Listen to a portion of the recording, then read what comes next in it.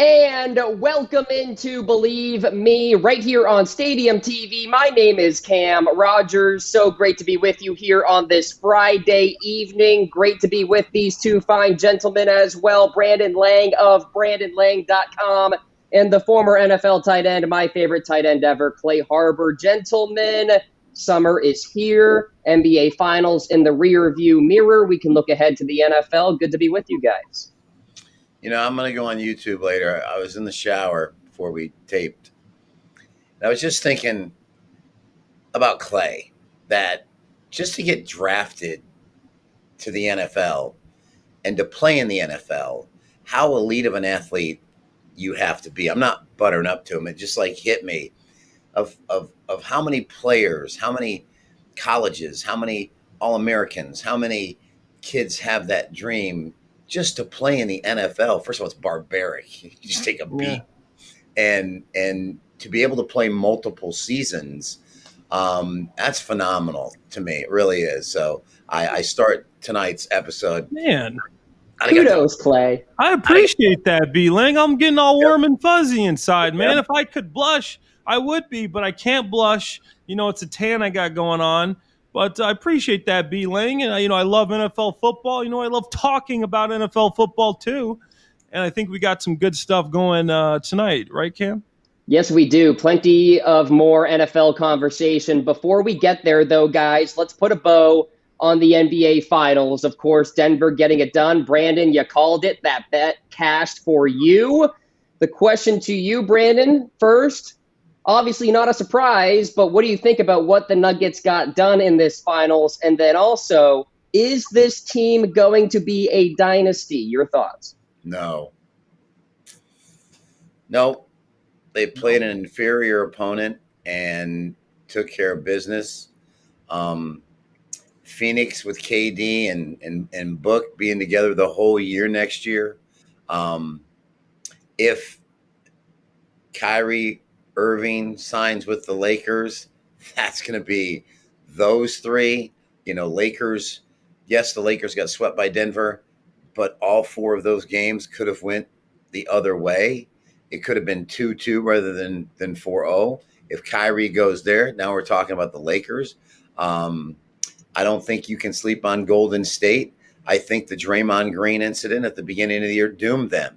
And I'm interested to see what they do in the offseason. So you can't say dynasty. And listen, the Bucks are going to be back. You can't sleep on the Milwaukee Bucks, and you can't sleep on the Boston Celtics. So I will force them to show me they can repeat, but they're vulnerable in many areas.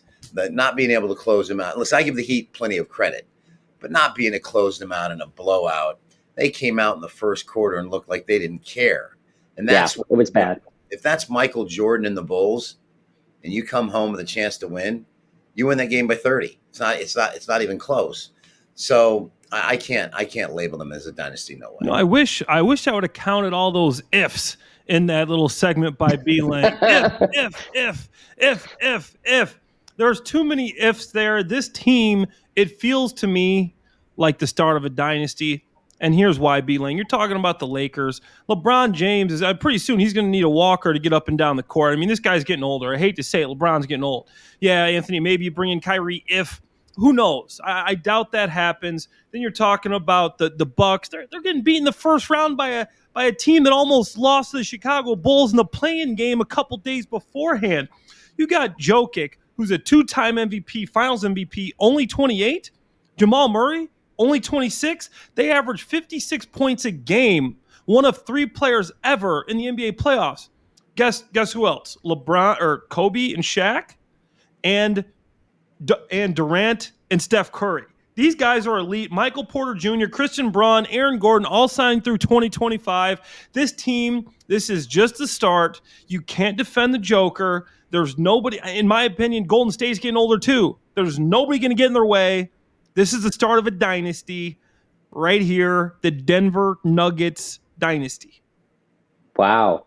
Okay, guys, 2024 NBA Finals odds. The Nuggets are plus 400. They are the favorites. Celtics plus 650, Bucks plus 800. Is there worth a play at all, gentlemen? I'll just toss it to either of you. there's a lot to still unfold here this summer as far as free agency. Clay, what do you think? Is there a play? Yeah, I'm taking the Nuggets to repeat. The only way I don't see him getting back there, obviously the West is a tough conference, but if something happens to Murray or Jokic, okay, these guys are young. They got a good supporting cast. They're all returning. Michael Porter Jr. is young. Aaron Gordon, like you got some good supporting players, and the rest of the West is aging. In my opinion, LeBron's getting older. Anthony Davis is getting older. The Golden State Warriors, they're just getting older. Your boy Draymond Green, pretty soon he's going to need a walker to get up and down the court too. This is set up for the Nuggets, the young guns, to be able to do this from a home drafted team. I still see value there. Take the Nuggets to repeat. Plus 400, Brandon. What do you think? I wish I could short that stock. I wish I could short that stock and make money. There's no way in hell this team repeats. First of all, it's too hard to repeat. It really is. And having this young of a nucleus, I'm sorry. The Boston Celtics are going to come back with a vengeance, as is Milwaukee. And let me tell you something about the West. The West is going to be brutal. I'm telling you right now, do not sleep on Phoenix. Do not. You give Durant and Book a full season, it's a whole different ball game than Durant getting hurt and coming in the last 6 games and they go into the playoffs trying to get some kind of chemistry. Denver's good, but there are weaknesses there. And there are weaknesses that can be exploited by a team not named the Miami Heat, who shouldn't have been there in the first place. I give them credit. But at the end of the day, I'm going to fade Denver and Clay. And I'm going to take the field against that plus 400 Nuggies. Going with the field on that one, guys. Again, a lot to be unfolded here this summer with the free agency signings and trades and what have you. So we'll see what happens there. Let's quickly pivot to some golf here, guys. We've got a major championship this week, the U.S. Open. A lot going on in golf with Liv and PIF and the PGA Tour and this new golf entity. But let's talk about the odds in the outright market. Scottie Scheffler plus 650. He's your favorite. Jon Rahm right there. Brooks Koepka, Rory McIlroy, other favorites as well. Clay, what do you think? Scottie Scheffler getting it done? That is a very short price for a field of 156 players. Yeah, I know. I actually like Jon Rahm. I think he plays good in Cali. He's first in par 3 scoring on the tour this year. And guess what? There's 5 par 3s at Memorial. He did lose 5 strokes with his putter, but I think his approach was good. I really like Jon Rahm at plus 1,000. I think he's got a shot. If you want a long shot guy, I mean, Jordan Spieth. I mean, you saw he hasn't won a major since 2017, but he did win the U.S. Open back in 2015 when I think he was only 21 years old. His wrist looks good. That's not an issue anymore. So I think those are my 2 guys to go with. Plus 1,000, Jon Rahm, and then Spieth at plus 2,500. The venue, Brandon, is LA Country Club. What is your play here? Played it. Can't wait to watch it on TV. Located right there in Century City. Mm-hmm. Playboy Mansion is going to get a little play from that little back 9 stretch when it's right there. I don't think Hef, rest in peace, whoever's running the mansion should have some babes out there and playing that volleyball in the back lawn when Eddie Murphy rolls up Beverly Hills Cop to get the gun runner. It's a great golf course, and I think it's going to show on TV really, really, really well. For me, I'm going right back to the well. I'm going with Brooks Koepka. In the hunt at the Masters, wins the next major PGA. Now he's coming back ready to roll here in the U.S. Open. I'm all in on Brooks Koepka. And now with this merger and everybody's back playing against one another, he's healthy. I think it's Brooks Koepka's to lose. I really do. And word on the street from some LA North members, who of course are friends of mine, Brooks in his practice rounds was unbeatable. So little insider info there. Yeah. Insider trading. Brooks is ready to roll. I'm going to take Brooks Koepka. LA Country Club, by the way, super exclusive. So good on you, Brandon, with the inside info there. Yeah, I'm with you. I like Brooks a lot here this week. 13-1 to get it done at the U.S. Open. Guys, let's talk NFL. Let's continue our theme of NFL team win totals. We are going down alphabetically. Carolina Panthers are up next. This one's for you, Brandon. Over under set at 7.5 wins. Of course, they got their guy Bryce Young. They add Adam Thielen, DJ Shark, tight end Hayden Hurst. They get Miles Sanders as well. The juice is the over, minus 135. What do you think? Yeah, lay it. They were so impressive down the stretch. They really were. And their home victories were unbelievable. They knocked off the Lions in a big win. I believe in this team. I like their young defense. I think they'll bring the quarterback along slowly, but I'm going to go over 8.5 wins. Again, I don't think the division is that strong. I really don't. I like Carolina over 8.5. Clay, what do you think? 7.5, but yes, I'm with B. Lang on this one. The Panthers over 7.5. I think Bryce Young, he may be 5'8", 150 pounds, but this guy can sling it. He's going to be protected in the pocket. The safest place on an NFL football field is in the pocket. I said it once. I'll say it again. That's why Tom Brady was 75 years old and he could stay in the pocket, because you can't touch a quarterback in the pocket. Bryce Young had 100 rushing yards in college last year. The guy doesn't run the football. You bring in Miles Sanders from the Eagles, guy that got to the Super Bowl. The guy knows how to play, 1,200 yards, 5 yards a carry, 12 touchdowns. They still got Brian Burns, 12.5 sacks last year. Okay, they lost DJ Moore in that trade to the Bears, and I want the Panthers to be bad. I want them to lose more games because I'm a Bears guy. But they brought in Adam Thielen, who's a veteran. He's been playing well. They say in OTAs he's been forming a connection with the young quarterback, Bryce Young, Jonathan Mingo, DJ Chark, decent receiving core. Hayden Hurst, I like him catching the football. I like him over 7.5.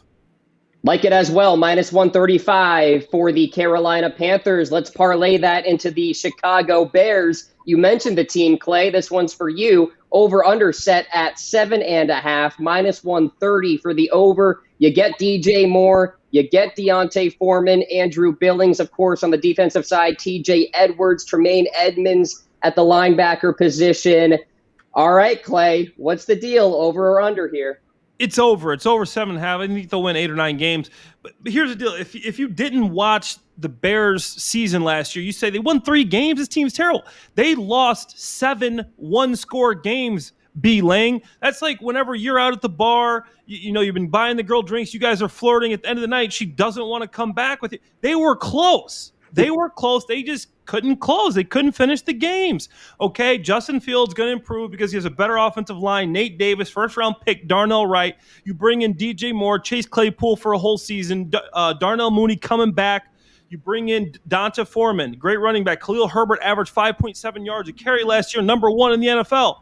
The defensive line is still not good, but you did bring in Tremaine Edmonds, TJ Edwards, and they're going to help that defense. Overall, I think they can win 8 to 9 games. NFC North isn't great. I'm more Jordan-like than Jordan Love. I don't think he's going to be the guy, replace Rodgers. Yeah, the Lions are looking solid, but then again, the Vikings, they look like they overachieved last year. So I'm going over 7.5 wins for the Bears. Yeah, that 7.5 over is tempting, Brandon. What do you think? Big Fields fan. Big Fields fan. And they've got some pieces around him now. I'm gonna ride over in this. I think this division is very, very weak. Other than the Vikings and Lions, Green Bay is not going to do anything with Rodgers getting away. I just don't see Green Bay doing anything. I believe the Bears get to 8 wins. I really do, and maybe more. Just a big Fields fan. Detroit's the one that I'm high on. I think Detroit wins the division. I really do. So close to making the playoffs last year. Wish they could have that Carolina game back when they went on the road and lost that. Going into Green Bay and winning. It's just a shame they didn't crack the code last year. So other than that, I'm with Clay. Bears are going over the win total. Minus 130 for the Chicago Bears. I'm with you guys. I think this division has a lot of parity coming up here in 2023, and that allows for the Bears to get over that number. We will talk about the Lions soon. Let's talk about the Cleveland Browns right now, Brandon. Over-under is 9 wins. We're getting a full season here with Deshaun Watson. Of course, the Browns signing stud defensive tackle Dalvin Tomlinson, safety Juan Thornhill as well. Over or under 9 wins for the Browns, Brandon? I'll say over 9 massage therapists for Deshaun Watson. I knew that was coming. I'm going to go over massage therapy 101. I'm going to play over 9 there for the season with Deshaun. Win totals, that's a tough one because in that division, Baltimore, Cincinnati, can they get 2 wins against those guys? Pittsburgh and Cleveland always going at it. That's a lot. I mean, that's a tough one, bro. Right. That's a tough one. I'm gonna say that division, Baltimore and Cincinnati, I gotta go under. I can't believe that they're ready to overtake Baltimore and Cincinnati. Clay, when I first saw the number, I was like, what? This seems high. The under is minus 105 here. What do you think? I think it's high too. I mean, I think there's a path for them to be a great team, and I can see that. But right now I'm going under. I mean, okay, Deshaun Watson last year, his rating was 79. His career rating is 102. His completion percentage last year was 58. His career completion percentage is 68. There's no way this guy is as bad as he was last year. I think he'll return somewhat to form, and we all got to remember they still got the best running back in football, Nick Chubb. 1,500 yards, 5.1 yards per carry, 12 touchdowns, and they got one of the best edge rushers in the league. This guy, Myles Garrett, I broke my wrist blocking him in a preseason game, the last preseason game of the year in 2016. I got the scars right here if you guys can see that. But, yeah, Myles Garrett's a beast, Bleav. Just be thankful you've never had to try to block Myles Garrett. But I'm going with the under as well. Let me ask you, Clay, Deshaun Watson as a quarterback real quick here. Is he still top 10 in your mind after what we saw last year? He's going to have to prove it. And they made that trade for Elijah Moore with the Jets. You got Amari Cooper, Donovan Peoples-Jones. I like what they have there in the receiving core. I mean, Amari Cooper to me is a number one, but I don't think if you look at last year, he's not a top 10 quarterback, and he always had the numbers, but he didn't win much in Houston. So I think he's got a lot to prove this year. This is a huge year for him, and I think he's got a lot of people rooting against him. So we got to see how he reacts to that. Blocking Myles Garrett, by the way, I can't really imagine that. Brandon? It's really hard for a guy to have been out as long as Deshaun was, and then to ask him to get off up that massage table and get back into playing form. It's just, from the words of Jerry Maguire, help me to help you. Help me to help you. See, Jerry, you think we're fighting. I think we're communicating. And what was Deshaun communicating to his Browns teammates is, I'm done with the massage table. I'm ready to have a much bigger year this year. I just don't think the pieces around him in that division is enough to get them to that win total. Yeah, I like the under. And listen, you're protected a little bit with the push there if they get to 9 wins. So there you go with the Cleveland Browns. Let's talk about a really interesting team here, guys, in the Denver Broncos. Clay, this one for you. Over under set at 8.5 wins. You got Sean Payton, Marquez Callaway at the wide receiver position. You trade for Adam Troutman at tight end. Russell Wilson's completion percentage has dipped from 68% to 63% over the last 3 seasons. We are seeing a decline right now with Wilson.